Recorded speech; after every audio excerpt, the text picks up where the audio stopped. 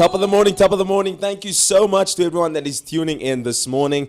Top of the morning, top of the afternoon, and top of the evening. Because we know that there's people that are joining us all around the world. Shout out to all my friends from Australia, Italy, Germany. Thank you so much for tuning in. But nonetheless, man, I'm so excited for what we're covering this morning. Hey. And also the juicy topics that we have in the breaking news segment. So I'm excited. I can't wait to jump into it. You mentioned juicy and we fasting. Oh my goodness. There we go again. You know ne. Some people are so insensitive, so insensitive. You know, what can we do? What can we do? You know, it's what it's all about. Yes, you know? yes. So, It's about subjecting the flesh. Yes. So you just hoying Yeah, those you know. juicy and stuff and stuff. You But have anyway, we're going to jump straight into it because we want to get our guest involved in the conversation as well. But first and foremost, we're going to say hello to our chef, who is obviously not going to cook anything today because we're fasting. But it's the one and only Mr. Was Cooking, good-looking Jezzo over there. Hello. Woo, hello. Very loud. Very loud. Very, this very morning. loud, eh? But yeah, good morning to everybody out there. Hope you're doing well. Like Mr. Miller said, we have a very, very interesting show today. A lekker one here. And like Lee mentioned, no food, unfortunately.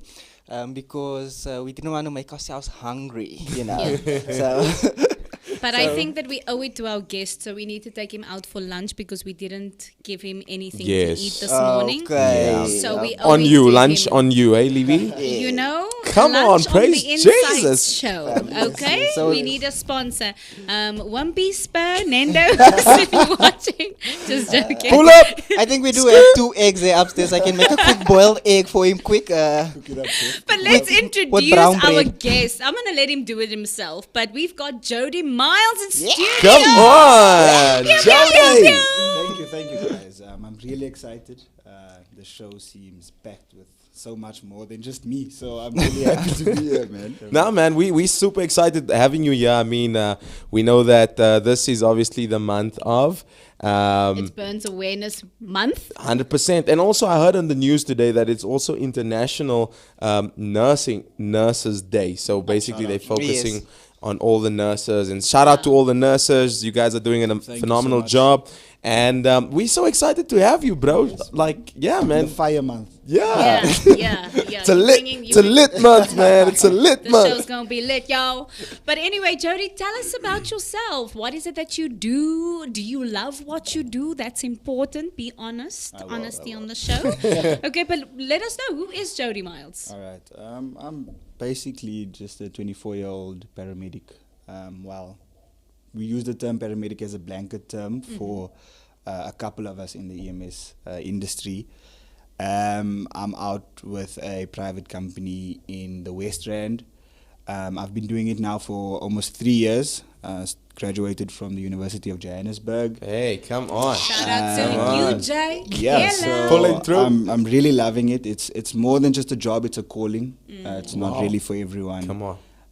I get to do what I love every day, and I get paid for it, which is great. And I'm just trying. Did you to, always want to be a paramedic, or at least in the medical field? like I said, I always wanted to be in the medical field. So initially it was physiotherapy, it was mainstream medicine, it was all over the place. And like I said, this is a calling. There was, not to go too deep into it, but there was a time in my life where it was literally God speaking to me through the death of my grandfather, through a freak accident at school. Sure. And I found myself just being there, and I found myself in this industry not knowing what it is. To be honest, when I was in high school and I was applying for this, I was like, I'm going to be an ambulance driver. I had no idea what I was getting myself into. Yeah. The criteria to get in was insane. I had a few stumbling blocks. Yeah. I fell ill. I couldn't get accepted. I had to wait. I lost my funding, got funding back. But, through the grace of God and just, perseverance, I found myself in an industry where I can really wake up in the morning knowing that I'm doing what I love. Yes, it's a job. Sometimes it's difficult. Sometimes you don't feel like doing it. But on most days, it's super rewarding. Wow. That was absolutely amazing. And you speak about it must be a calling. And I know that in many instances, in many industries, I mean, we spoke to a forensic... Pathologist. Yeah, no, something else. I'll get the name Okay. right. But it was, she works like in forensic pathology. Okay. But she was saying that it needs to be a calling. Yeah, because working with dead people, who wants to work with dead Exactly. people all the time? So I can imagine what you were saying. And not just, like, for instance, like in the medical industry where, it needs to be a calling, but for anybody that is. Because you need to wake up in the morning and want to go to work. And so I'm glad that you found your calling. And at such a young age, that is very commendable. And we thank you for your service. I know that you guys were working very tirelessly throughout lockdown. How was that, by the way? Felt like working through apocalypse. No, it was different. Obviously with the different levels, and as well, this is completely new to everybody. Yeah. And we were expected to know what's happening. I Yeah. remember the first time I encountered my COVID patient, I was scared. I had no idea what to expect. I had no idea how to protect myself, and more importantly, how to protect my family, because I feel like I'm the one who's in this industry. I'm the one putting myself on the front line, but not my family. Yes. And it was scary, man. It was always adapting. It was always changing. There was new policies coming out at work all the time. Yeah. Different PPE, different approaches. There was a time when there was literally policies on who we could and could not resuscitate, and we had to make that decision, not knowing if they are COVID positive or not. So imagine having to be faced with the decision of, do we attempt to resuscitate this person? And just have a few indicators, and if they are possibly COVID positive, we don't attempt. What if you get that wrong? Gee whiz. So it was intense. Oh man, that's crazy. But I actually saw something that you posted not too long ago with the COVID vaccines, and you actually took us like through a step-by-step journey on getting a COVID vaccine. So as we are sitting here together, I'm correct in saying that you have the COVID vaccine in your blood system right now. Right now. Come on.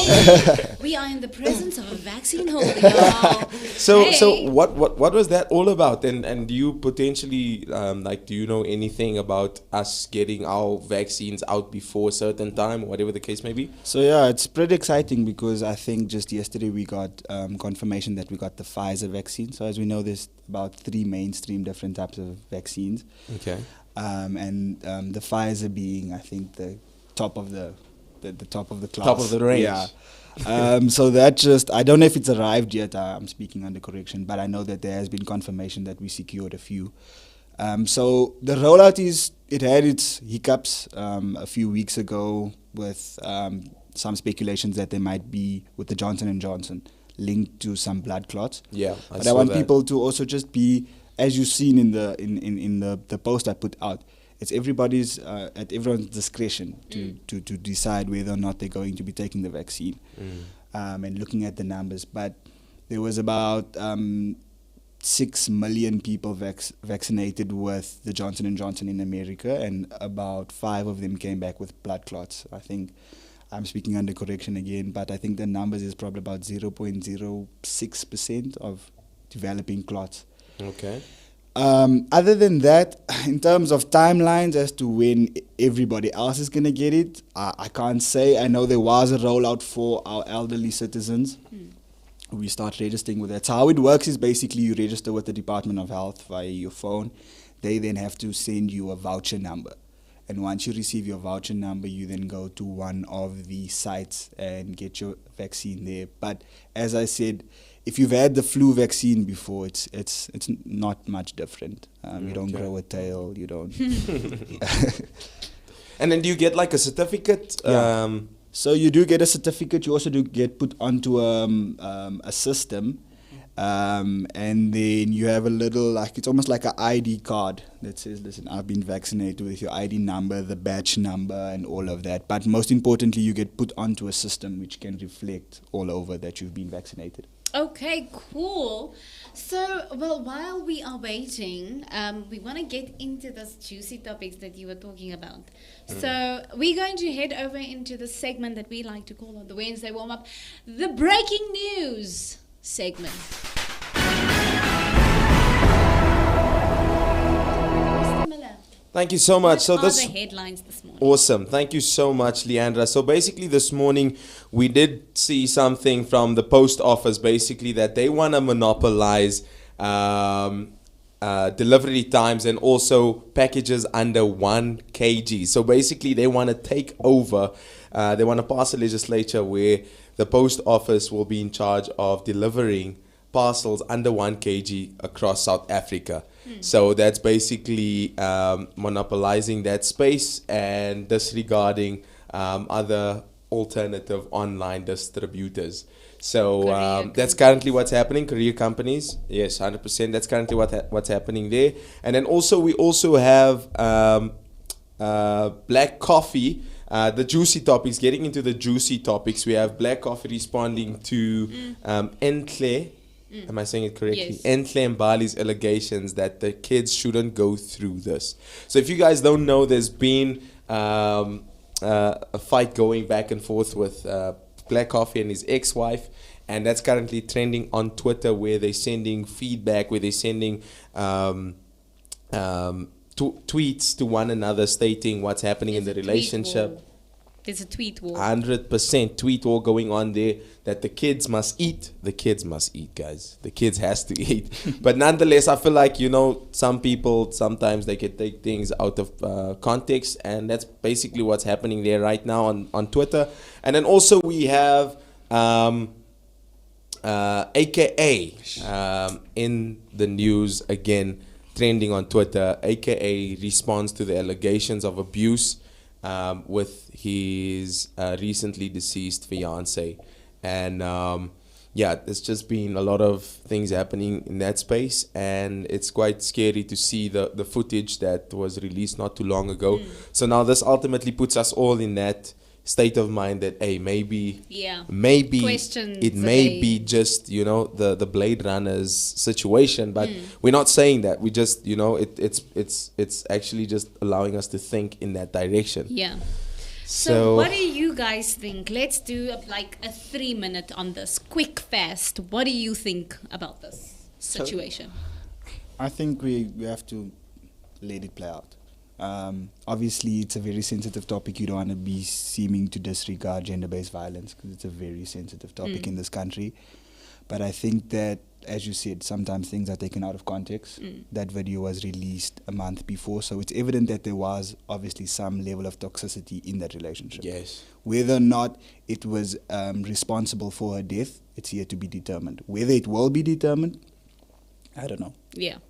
You, Jezza, what do you think? Because I know you were following the story this week. Yeah, no, I was just looking to see what's for what there, you know.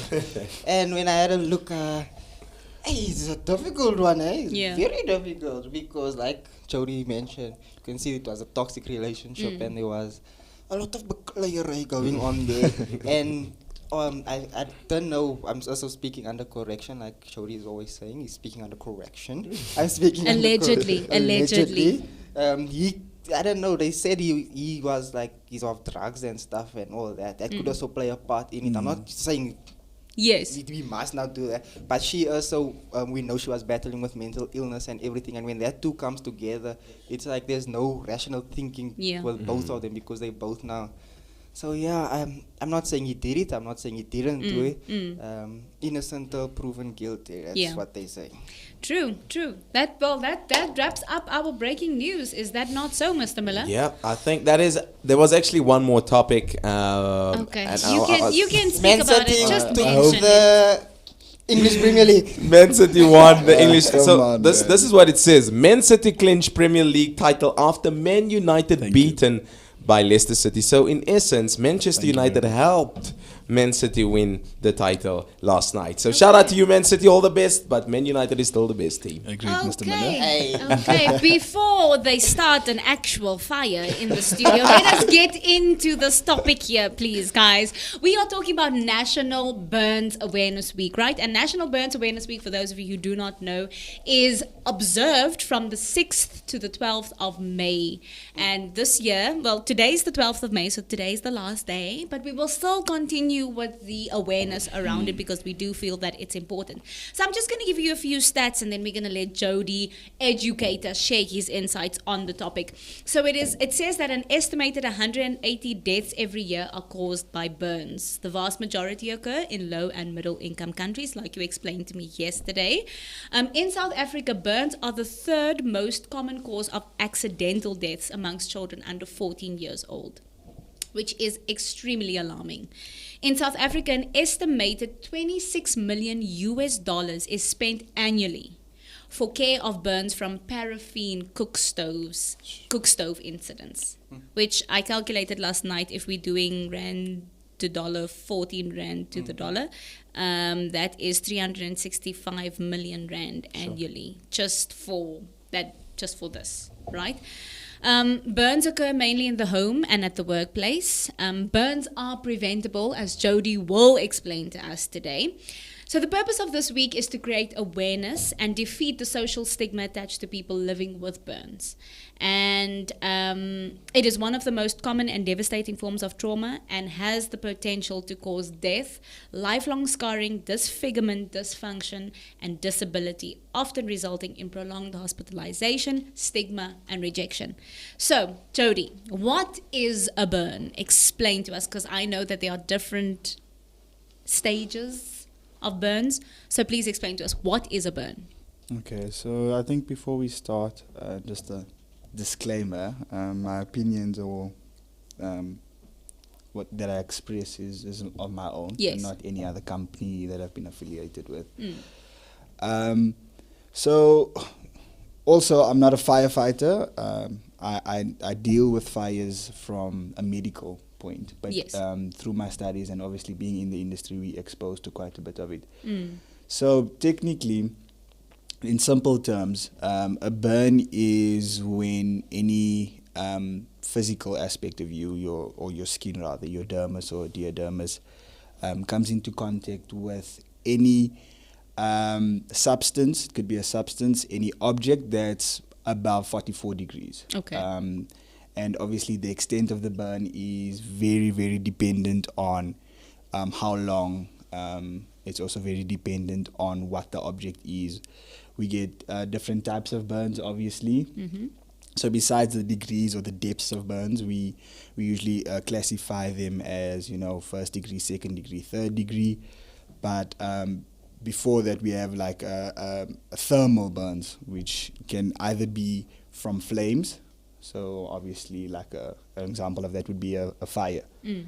And then we have something called it's steam burns. So Okay. it's basically self-explanatory. Yes. It's from steam. Then we have contact burns, which is usually your metals or anything that's been heated. So maybe putting your hand into the oven and touching that little bar over there. Okay. Right. Then we have chemical burns, which is obviously from chemicals which can cause some harm to your skin and your body. So those are the general classifications of burns. And again, dependent on what type of burn you get, it depends on the degree of burn. So just to quickly touch on it, the first type of burns, your superficial burns. Okay. So superficial burns, you can, as we were discussing earlier, which is quite interesting, you can actually just pick up from sunburn. Yeah. And that can That be was quite shocking. that can be quite dangerous as well. So it's usually a burn that just affects the top layer of your skin, which is your epidermis. Not always life-threatening, but can be extremely painful. One of the most painful experiences the human body can go through is actually burn. Sheesh. Because it's one of the few things that your body traps. So it traps the heat inside. Whoa. And it actually continues burning even after you. And I mean, you felt that. If you burn, you can still feel the heat within your fingers. Yeah. Burns it's very prevalent, especially during this time. I think the reason why this week, or this month rather, is burn awareness is because we're leading into the colder days when we're using heaters, we're using gas stoves. In our informal settlements, we're using mbaulas, and it leads to so many fires, it leads to so many burns. And then we also have something that's terrible. It's when children encounter hot water. Sheesh. And it's life scarring, literally. Whether it be that they pull something off the top of the stove, or sometimes just a little bit of, I hate to use the word negligence because you don't want to ever refer to a mom as being negligent, but we'll say mistake. Sometimes with the bathing of a baby, because we don't realize how sensitive their skins are. Yeah. They also are very more susceptible to getting, shall I say, more serious burns because their skins are still developing. As well as, which we'll deal with lastly, is the percentage burns. So calculating how much percent you've actually burned. Because they're so small, what would usually for an adult be 2-3% burns, because of the ratios in their body, it counts for a higher percent of burns, so it makes it a little bit more difficult. Wow. Yo, that is, and for me that is a big fear, especially when it comes to children. I mean, we hear that burn incidents account for the third highest cause of accidental death with children under the age of 14. So they are a vulnerable group, I'd say. Yes. So we must remember, I don't know if the stat includes it, but many a times what I know is that people don't, especially in fires, all right? Yeah. So people don't necessarily die from burns itself. Okay. You die from second degree injuries to it. Okay. So many a times in a fire, a house fire, the smoke itself contains very toxic gases. So whatever's burning, plastic, whatever, it creates a toxic gas. The inhalation of that gas causes toxicity within the blood. Secondly, that gas is so superheated that it burns you from the inside. Are you serious? So the ambient temperature in the room, just from breathing in that smoke, causes what we call inhalation burns. Wow. Yeah. And inhalation burns then cause a tightening of the airway. So swelling around your upper airway, which then doesn't allow you to get air inside. So even if you've burned and you're able to move away from your burn. Yes. And that's usually a very delayed, shall we say, a syndrome from burns. So you're in the fire in your house, you burn and you're able to seek safety still probably in the house. But as time progresses, your airway literally starts swelling up and you lose the ability to breathe. Jeez. And then if you're lucky enough to get away from that, we then have to deal with something even bigger, which is secondary infections from burns. Remember, our skin is our protector against so much germs out there. Yeah. And because when you burn, you break that barrier, your protective barrier. So you're so susceptible to infections, and this is why it's so important. And I think we'll deal with that as to how to take care of a burn immediately after it's happened. Okay. Because you are now very susceptible to infections. Yes. And patients then go on surviving the burn, surviving the airway complications, and then 2-3 weeks later die in hospital due to a serious secondary infection. She was. Yo, this is super interesting, and we just started the conversation, but I want you to educate us on how to identify the different types of burns, and because then we're going to go into treating those burns, because you were saying that immediate treatment of the burn, proper treatment of the burn is very important. And yesterday when we were speaking over the phone, you were like, don't go after those old folk tale, because that could cause the secondary infections, right? Yes. Which could be harmful and detrimental to us. So let's go through the different types of burns. Okay, so just to quickly be able to identify the different types of burns, and again, we're just using the simple terms, first degree, second degree, and third degree burns, okay? So your first degree burns, I said, is your simple burns. It's usually very short contact. It's usually picked up from steam or sunburn. And you'll just see the redness on your skin. Yeah. It will be painful. There won't be any swelling. There won't be any blisters. There won't be anything. You can just literally see that it's maybe a little bit inflamed and it's quite red around the area.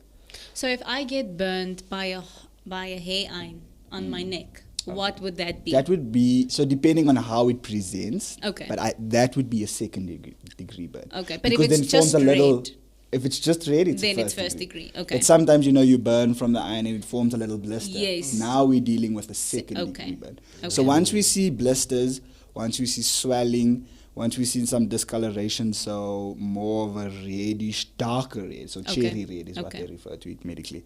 Once you see a little bit of a cherry red or darkening with blisters, we know we're dealing with second degree burns. And what that just means is that, so the first burn was just very superficial. The second is now dealing with the very first layer of your skin. Okay. All right? And this is why it forms blisters. One of the important things to note that when you do burn, please, please, please do not pop those blisters. That is your body's way of protecting yourself. Okay. So the fact that it brings up water to the surface sort of acts as a protective barrier and helps release the heat out. So don't pop those blisters. They'll pop themselves. Jesse's like, I'm guilty. Jesse looks like the kind of person that pops I'm sitting here with a needle. like, I burnt. Pop it. No, that fluid's actually very, very important. Okay. It helps release the heat that's been trapped inside. And Yes. we pick up blisters from friction as well. So with football, I know it's a little bit difficult to then leave it, but that's a little bit different. So friction burns, you can then pop because it aggravates it. Yes. But I mean, in the instance where you've come into a thermal burn, leave those blisters. Okay. The doctors and the emergency systems in place will take care of it, but that's your body's first protection. And then we have the third, which is not actually the final. We have, as we discussed earlier, a fourth degree burn, but that's just to quickly wrap it up. That's when you burn right to the bone. Sure. Okay, and that happens quite often with entrapments in vehicles or when you can't move away from the fire. Okay. But third degree burns involves all the layers of your skin, including the subcutaneous tissue, which is the fat just below that, and then even some muscle. What's dangerous about this is that it does affect your, shall we say, just to simplify it, the base that supports new skin generation. Sure. Okay, so you burn to a point where the foundation, because we're always shedding skin, Yes. you burn that shut. So you can't actually produce New skin. new skin. Wow. Okay? And it's actually so intense that you can burn to that point where you don't feel pain anymore. Because now you've burned the nerve endings itself. What? So many a times it doesn't happen where the patient, if they have full degree, which is called full thickness or third degree burns, they will have pain because you don't burn evenly everywhere. Okay. But in the areas where you've burned to the third degree, you don't feel any pain. The discoloration, it looks like and feels like leather. Whoa. It's very dry, so Yeah. there's absolutely no blisters or anything like that. It's super discolored. It doesn't get any blood supply because you've burned the vessels as well. So you'll see it literally starts looking and feeling like leather. And that's when you're in a real difficult situation. And you have to have hopes that you haven't burned down to the bone. Sheesh. And the treatment of that is obviously definitely health system. So calling for an ambulance, getting to emergency department. It's a long-term fix because that just doesn't just affect your skin. That's the thing about burns. It has renal impairment, which we won't dive into much, but it definitely affects your kidneys. It can also have some cardiogenic shock, which is your heart. So it affects your heart. It affects many organs. Remember, our skin is our biggest organ. So it's sometimes, in essence, a little bit worse than a heart attack, a little bit worse than a stroke, because a heart attack is just the heart. Yeah. Yes, there might be other complications later on, but I mean, if it just makes sense that your biggest organ is being attacked. You're in a world of hurt and in a really complicated place. Pure. Gee whiz, That is man. very informative, and we thank you for sharing it in this manner, because I can imagine if we just had to have the conversation without any medical professional, we would have been like, but it's important to know. Yeah, and like you're saying, I actually had, and as you're speaking, I had like 3 instances where like I burnt. I had like proper experiences. So the one, I had sunburn, and this was terrible sunburn. So this was the first time that my family and I actually went to warm baths for every resort. And I actually remember You were just living your best I life. I had no sunscreen on. I was up and downing on those slides. It happened, bro. And the evening, I had to go to bed naked. I was sleeping naked like for like a few days because it was just too hectic. The burn was so severe that I couldn't even sleep with the cover. That's how bad it was. The second event was where we used to stay at the flat, Hillbrow Flats in Aldo's, we nearly burnt down. Like the electricity went off, so we forgot to switch off the stove, and there was oil on in the pot. Yeah. And by the time we woke up, there was like smoke coming under the door. So luckily the bathroom light was on, so we could see like the smoke coming. Yeah. Wow. By the time we switched on the lights, the whole place was filled with smoke. Took the pot out, literally caught the light. We all were coughing, like we literally nearly lost our lives that day. So, yeah, man, that's crazy. And just to quickly touch on that, so I'm not too clued up with fire prevention. I think that's more of like the firefighters and all of that.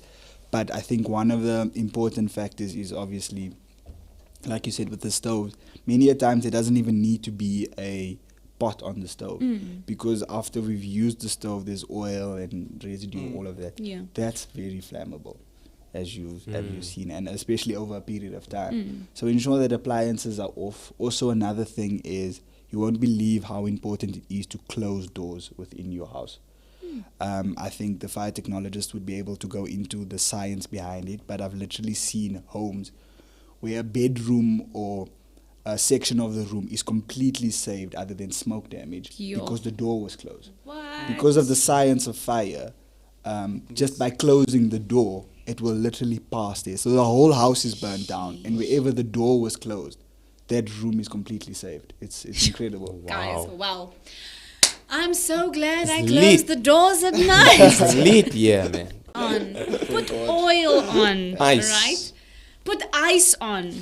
Yeah. Literally everything you've mentioned is a no. Yes. There's only two things that you should be doing. Yeah. And it's even so prevalent that medicine hasn't even evolved past it. So us as paramedics, there's a little bit more sophisticated in hospital, because then we have skin debridement and all of that. But I mean, pre-hospitally, the only things we do is you can apply cool water. So I'll almost say lukewarm. Okay. We do not want to be putting on cold water at all. Okay. We don't want to be putting on ice. That further aggravates it. Okay. Yes. And itself can burn. Oh, You wow. burn from ice, Because keeping it. Yes. You literally take the ice off, and it like comes with the times 10 Same fire. Exactly. For instance, I've seen people with sunburn apply ice. Yeah. No. Look, on superficial burns, it might be a little bit soothing, but we're speaking now about the little bit more serious burns. I've seen aloe vera. Yes, very good. Okay. Not for second and third degree Yes. burns. The only reason why is because it also traps the bacteria and the sources of infection. So Yes. remember, it's very thick. Okay. Yeah. So you're applying it, Yes. and if you don't actually do a sterile dressing over that, you're now creating an environment that's just perfect for infection. I have an important question. If I burn my tongue, Yo. Yeah. Which is very, Which very, happens it's a very good almost question. every day. because that's, you don't know what to do with that pain. It's just Yeah. like, Yeah, there and it it happens with children as well, with electrical burn. So they chew on cables. Huh? What? Yeah, you know, like toddlers, kids, Yeah. you chew on anything. And they love cables. Exactly, and they chew on that, and it creates a short, and they burn inside their mouths. And the thing about electrical burn, it's almost like a bullet wound. You have an entry and an exit point, Sure. because electricity travels through it. Wow. And then we're dealing with the more serious medical emergency, or we can deal with Jesse drinking his coffee a little bit too hard. The good thing about the mouth is it's a very self-healing organ. Okay. The tongue is the one aspect of your body that heals the fastest. Your saliva aids that. Okay. So if it's not too hectic, just maybe keep quiet for a little bit. Play with the spit in your mouth. The So saliva you will said do its thing. saliva is a good agent. Does that? No. Okay. No. Now I just need to ask the questions because So we know what to do. Your friend's getting hurt. You No. The only two things you want to do is water. yes. And lastly, if and when available, which I think South Africa is extremely proud about because it's a South African-born product that's used globally, is Burn Shield. Burn Shield is a South African product Kudos to Yeah, South Shout out, Africa. shout out, shout out. that's being used across the world, that's right now the forefront of burn treatment in Okay. pre-hospital settings. Okay. There is a little bit of pros and cons to it. Anything above 10% surface burn, so we'll deal with quickly how to calculate burns. There's a very simple way. There's many methods, but the one simple way is that the inside of your hand, so your palm basically, Yes. excluding the fingers, scientifically can fit 100 times on your body, Okay. your entire skin. So calculating that, if you've burnt in your arm, you just try and estimate, it's always an estimation, how many times the inside of your hand can fit on the burn. Okay. So if it fits 6 times, that's 6%. Yes. If it fits 12 times, that's 12%. Okay. Anything above 10%, you do not want to be using burn shield. Reason being is when you burn, you suffer 2 types of shock. Okay. Hypovolemic shock, which is basically shock caused by loss of fluids. Okay. And then you have hypothermic shock, which Yes. is shock caused by the loss of heat. So ironically, after you've burned, your skin loses its ability to hold heat, Sure. or your body. So you're actually cold.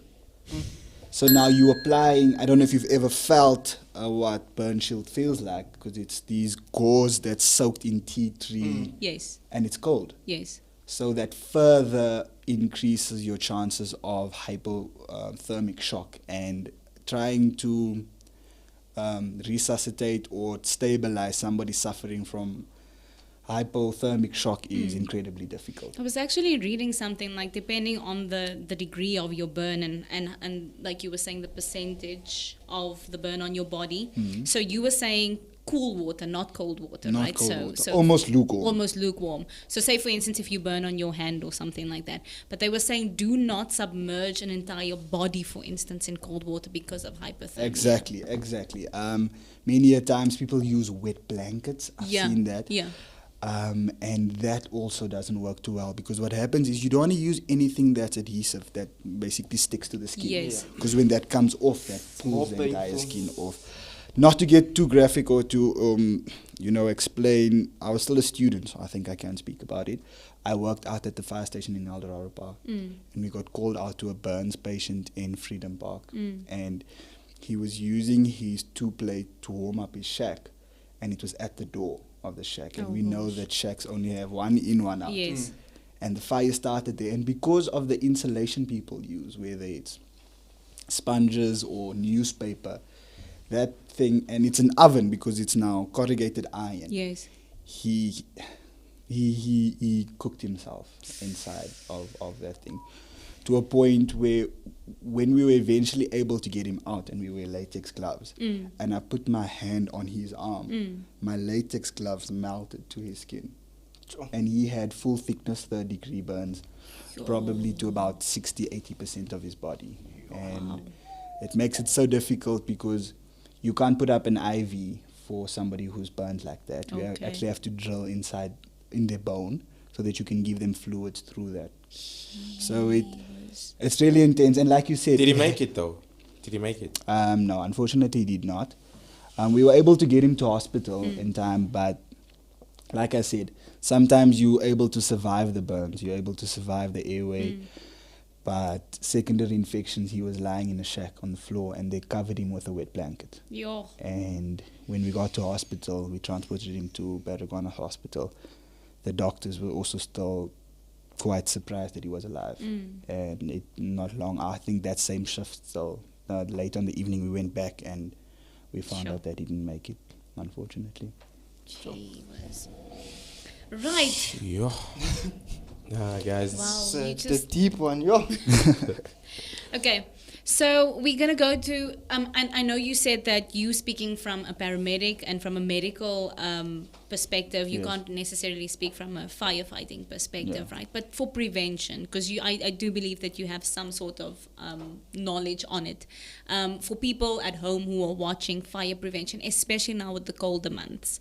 What is it that, like you was, I love that tip of closing the doors, folks, but we want to prevent the fire and also prevent burns when it comes to children and stuff like that. I saw some people were saying that when you put your pot on the stove, turn the handle towards the back so that you don't knock it over by mistake, or the child doesn't come and knock it over. Yeah. So just some tips that you can give. Okay. So obviously we want to be using common sense. I think the biggest tip I can give anybody is just be aware of your surroundings. Yes. Because there's no list of tips we can sit here and for 15 minutes jot down all the safety tips that possibly out there, and we won't cover them all. Yeah. So one of the most important things to remember this time is we are using heaters. Yes. And they sometimes we're cold, we like to cuddle up really close to them, and our blankets catch fire from them. Yeah. Especially our bar heaters. So we want to be able to. Oil heaters are usually the best, but I know they also consume more electricity. Yes. So we in South Africa we deal with more than one issue all the time. Yeah. So it's easy to say, in America I can say make sure you have fire extinguishers in your house. Yes. And smoke detectors. I've and seen that. Sprinkler systems, but I was looking at that and I was like, who has... I don't have I don't smoke have. detectors in my Exactly. house. Or a fire extinguisher. Yes. And I think knowing and being able to identify certain risk factors, as you Yes. said, when you're cooking, and especially if you have a toddler, be very, very aware of what's happening around. Like you said, that handle. If you can, try use the back two plates if possible. Okay. We want to be making sure that when we are making fires, that even if it's a fireplace, there's that protector thing that you can put in front, because Yes. we know fire umbala can shoot flames all over the place. Mm. And then also, unfortunately, in our informal settlements, because it's so cold, lack of electricity, we have people who take their imbalas inside the building, inside The the shack. Yeah. The dangers of that is not just burning, but carbon monoxide poisoning.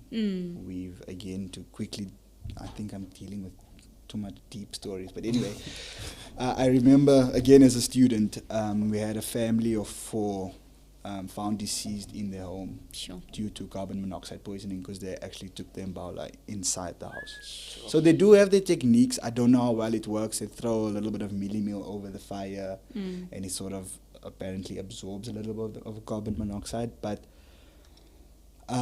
we don't want to be doing that. I don't know how we can work around that. Yeah. I don't know how you can heat up your shack other than umbalas. I'm not going to say you, because we also don't want them to freeze to death. Yes. But maybe just ensure that you have some good ventilation. Yeah.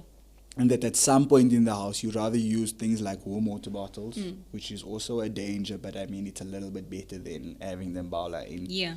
And using insulators, try and insulate your place properly. But we don't want to be having uncontrolled, monitored fire or imbala in your house. That's very dangerous. And again, same with the fireplace. Make sure that your chimney is working properly. Yes. You're not smoking up your house, because it can be very dangerous. Yeah. And then you helping somebody else.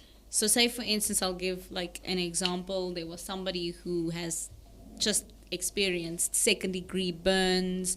We sitting here maybe, and Aldrin gets boiling water. Why me? Why not Jesse? You're the biggest. So I want to make it a little more complicated, right? Was what he's wearing at the moment, taking into consideration this setting, right? And he experiences, I don't know what it could be. It could be from boiling water. It could be from a fire. I'm not too sure. What do we do? Or let's say it was an electrical burn. Okay, let's just make it a little more complicated. More fancy. Yeah, Right. An electrical burn. The man is in pain, and before you guys come along, how do we help him? Lick it. Don't lick I it. think that's what Jesse's taking home from today. Saliva works for burns. I think one of the most important things, especially with electrical burns, is to call for an ambulance or try and get him to emergency department as quickly as possible. Okay. Above and beyond him actually burning, Yeah. because our heart is an electrical conductor or works with electricity, it causes severe arrhythmias, and that needs to be dealt with even before the burns. Yeah. Also, it's very painful, let's just say it wasn't electrical burns, it was water or flames, you want to be taking it off, bro. You got to take it off. Okay. Sometimes people, we saw in the movies, or, as a kid we were taught stop, drop and roll. Yeah. That's very important. Sometimes your jacket catches fire and you want to run.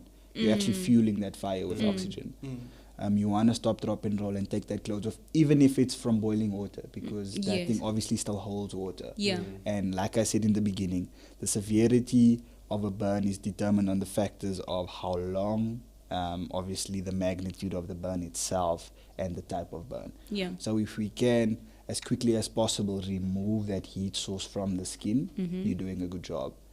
And no matter how small it might look, like I said, burns are one of the most painful, scientifically, it's one of the most painful experiences you can go through. So let's have some water around if possible, but with electrical burn not so much, because like I said, it literally looks like a gunshot. Sure. You have a small entry wound and you have a large exit wound. Sure. So because the electricity had to find its way out of you. And that causes now not just a burn, but you can actually bleed from that. So if he is bleeding, you want to be applying some pressure to that. And like I said, the best thing you can do is call for help, knowing who to call. Many a times I get phone calls from people, I want to call an ambulance. People don't know emergency numbers. Yes. I mean, do you know an emergency number? 10 911.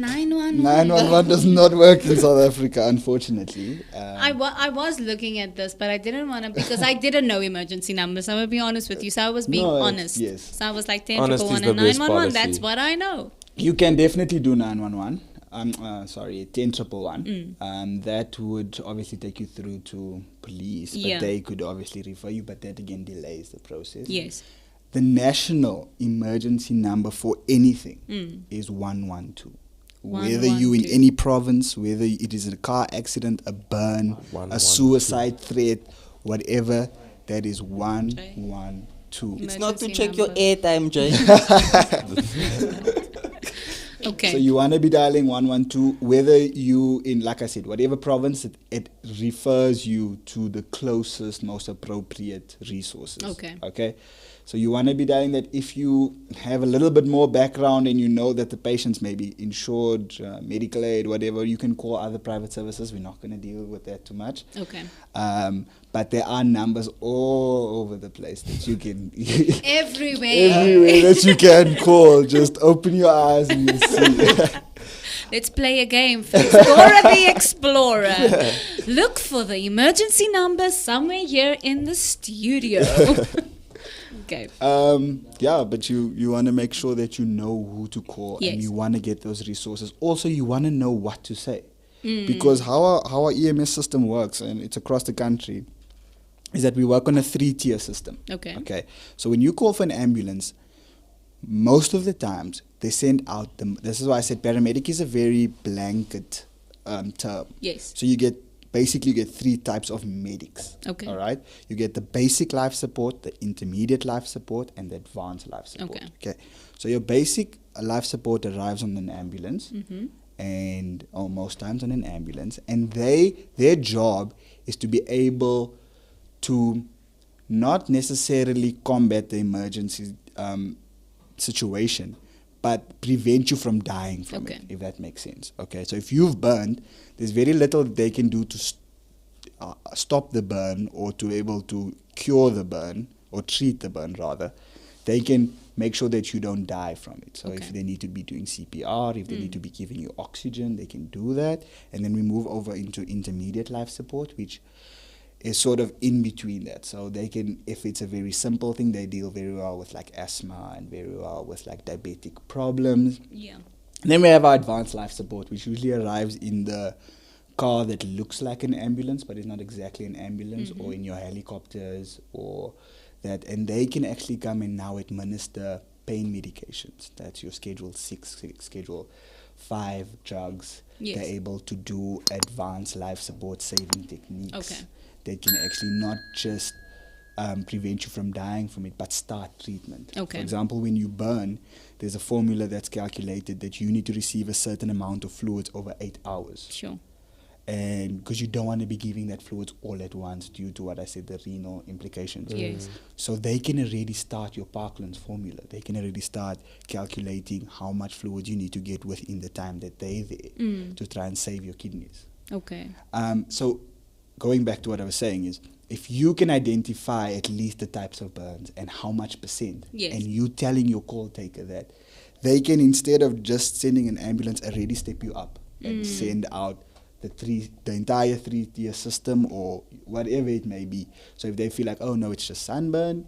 So if you just phone and say, oh, Alred burned, he's here, please help. They're not going to send out all the resources. We're limited. Yeah.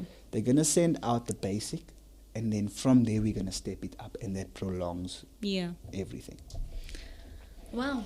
Awesome stuff. So I read something about educating kids, and there was 3 steps that I read that I found so important. So I'm going to read it, right, guys? And the first one was very important to me because you know what we do, and I didn't realize this, but psychologically you create fear in children when it comes to fire. Yeah. And then they don't know how to Engage with fire. Exactly. You'll be like, don't touch that, you're gonna burn. You know what I'm saying? Shoo, but Baba. yeah. So they say don't. The first tip is don't scare children. So educate them. So if there is an instance where there is a fire, they know how to respond and how to escape, for instance. So So they were saying, basically- because what they do is if you make a child scared of fire, well, if a child is scared of anything, they're gonna go under the bed or in the closet. You trapping them in there. Exactly. So you need to educate kids. So don't instill fear in them when it comes to fire. Yes, fire is dangerous, and communicate that with kids, but do not scare them because they need to find ways to escape and ways to better protect themselves. Jess, you were gonna Yeah. say. And to our mothers and aunties out there, don't be that one that say, touch. He's all fool. He's a fool. No, just let him touch. He'll learn. He will learn. No, definitely. Those who don't want to listen must feel. The next one, you mentioned it, never leave a child unsupervised. Negligence or mistakes. We don't want to do that. Kids need to be watched all the time, okay? Yo. Children are naturally curious and accidents happen easily. The third one is practice fire drills at home. Yup. That could be something important. We didn't learn those things. Thank God there was no fire around us. Teachers in the house. Fire drill. Get a blanket. Go. Yeah, but they were saying rehearse different scenarios. Speak to your kids because kids are curious. So you can say to them, if this happens, don't be like, don't touch that. Don't touch. Or feel. Don't do that. Create scenarios of, if this does happen, this is what you do. Escape routes. Escape routes. And even in your house itself, I mean, we live in a society where we need to protect ourselves Yes. against crime. Yeah. And we have these burglar bars. But for one, in our house, we have a certain burglar bar at a certain place in our house that we can actually unscrew from the inside. Because what happens if your exits are blocked? Yeah. How do you get out? Yeah. You know what? I actually do that in my head. I You plan plan an escape. escape. I Go always through the plan window, an escape. bro. Even in my house. And I'm like, for instance, if someone does break in, Where do where you am I go? going to go? Yeah. It's good to plan this. And my window is like by the entrance. Like, so we live in a complex, right? So my window is like, so I think to myself, like, I'll scream out the window. And then like I have this like sheets that I keep in my You're gonna Tied up already. Tied up already. Like a jailbird's mate. Yeah. Am I wrong? Hey, we're talking about fire here, okay? So that I don't know. I think I'm safe. Failing to plan is planning to fail. Exactly. You gotta plan. Exactly. So whether it's that's the gonna work reason or why not. when I go for those mountain climbing things and I'm Practicing there. practicing You my see- escape. you see Y'all the think I'm Edna- just out here having fun. Adventurous. I'm out here practicing my The end right here escape. by the jungle gym. Going all in. It's true though. It's true. What not to do?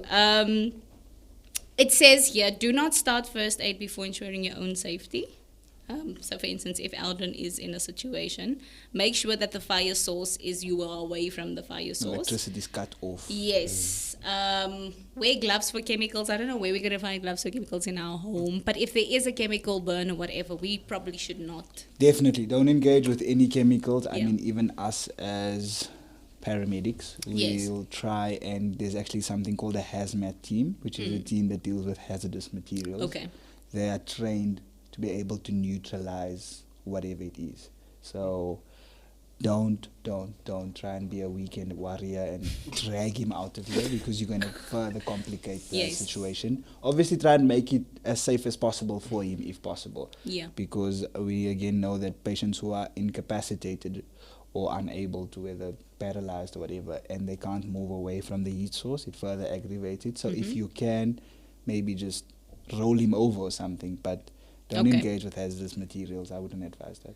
I've also read we're going to wrap up the show because I see that we don't have much time. But I've also read that people respond differently when they're in shock. So some people throw up. What would you then do if someone's maybe laying on the floor? Say, for instance, they burnt and they start throwing up. Okay, so we want to be protecting the airway. Yes. And the only way to do that, the best way to do this, is have them lay in the recovery position or lateral. Okay. That way, whether they're unconscious or whether they're throwing up, the airway is protected. Okay. So even if you pin them up against the wall, on their sides, Yes. left or right lateral, doesn't really matter. Okay. Try and ensure that the head is not super flexed or super down there, just a natural position. Okay. And that sort of, whether they're throwing up, whatever, it protects the airway.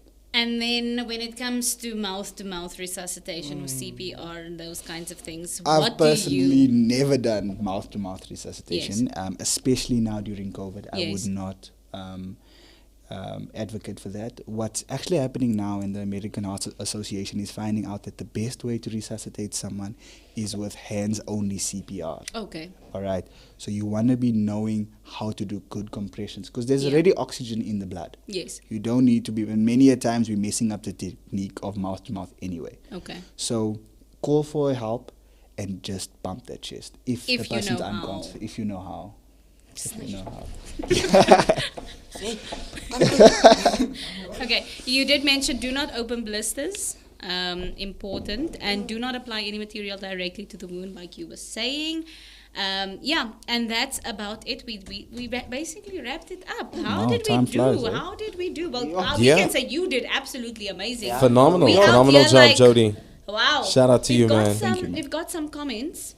Wow is one of them. That's from QS. Then we've got Visionary saying this is brilliant to learn.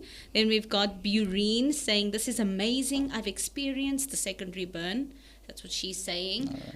Selwyn says, "Shoo, Jay, you're so knowledgeable. Thank you for sharing." Come and then on, QS come again on. gave like a smile. The people are just like very excited about learning about burns. We want to say thank you for tuning in Zoaliet. this morning. Any closing remarks from you, Jody? A cheesy, corny saying would be prevention is better than cure. Try and always prevent rather than, curing.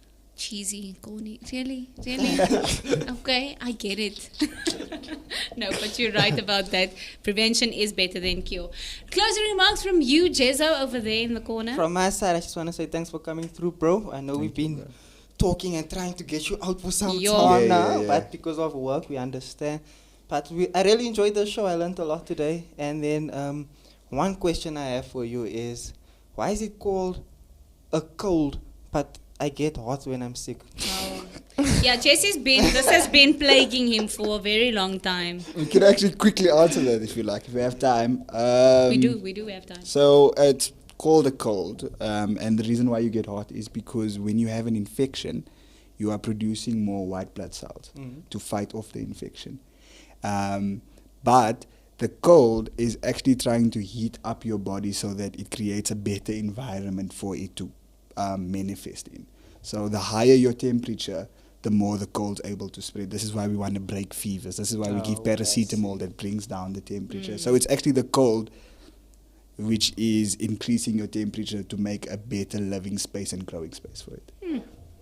There you go. Good thing I Answered. asked. Question answered. So we've got another question here, but we won't be able to get into that. So we want to ask you, you're on the show, so you have no other alternative. You can say yes or no to have you back on here, because there's somebody asking if you can give a quick explanation on how to resuscitate with hands.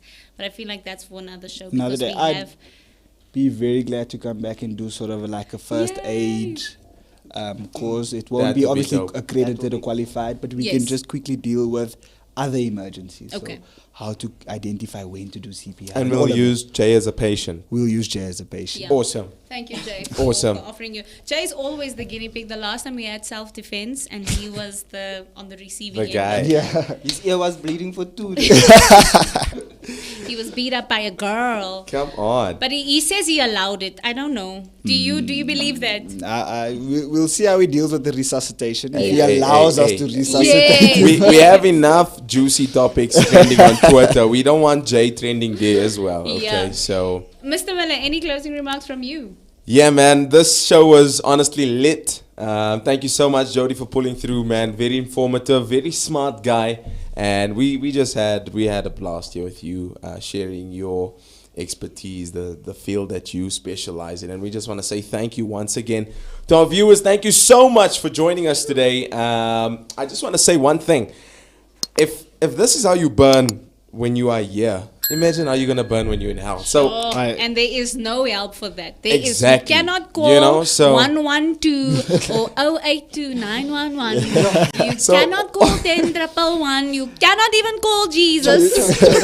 So, went deep real. hey, you know, we gotta spread the message, man. So what I'm saying is, I don't want to go to hell, people. I want to go to heaven. That's Jesus, so glory to true. God. Thank you Speak- so much. Love you guys. Awesome. Thank you, everybody, for tuning in. We had an absolutely amazing time. Jody, thank you once again for coming out. You were an absolute blast. I heard plaster from Elton, but I'm just going to, you were an absolute blast. Oh. I heard plaster. I don't know, but it's probably because we're talking. But thank you so very much for joining us. Everybody who tuned in, thank you so much. You guys are always so awesome. And remember, Alison, we had Jody saying that he would be happy to come back and to demonstrate for us on Jay how to do resuscitation, just some basic things. And we thank you so much. So stay tuned until next week. Bye. Bye-bye.